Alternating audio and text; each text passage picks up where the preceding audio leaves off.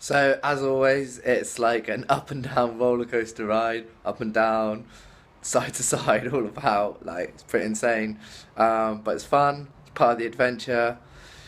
Last time we were speaking about how Dean couldn't commit enough time, so it was kind of slightly deflating, and took a couple of days to get back on track and make decisions, and basically had to go through all my options with a developer, and the one I've come back to is the developer in America who built the MVP, and he's now committed to building the next stage. It's not the ideal solution, I don't think, because I wanted to build a local team, but there is no local team. I just don't have a local talent, and Bournemouth University is just being a nightmare to like get a hold of or to provide people. I've gone through all their recruitment channels. It's just not working. This guy in America is actually really good and very reasonably priced and really helpful. So it seems crazy to kind of steer away from that when I have that as an option.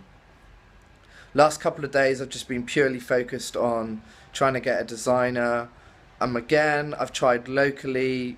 A couple of people who have helped, who are from Bournemouth, have just been shocking, really, like surprisingly bad. So I've gone to Odes, which has outsourced it. I've tried to find someone in the UK, and I think I found someone pretty cool, and they're designing stuff. I'm getting loads of different people just to design um, one page based off the wireframe that I send. And there's this one person I'm dealing with at the moment who's by far the best. Um, yeah, just read an article about how an app built by a friend of a friend started and then shut down. Um, and there's definitely some things to sort of learn there. There's some things that I'm avoiding. There's some things that I'm not doing. And it's always really difficult because you're never going to do all of them, I don't think. Um, you want to succeed, and it's not just down to grit determination, although I think that helps a lot.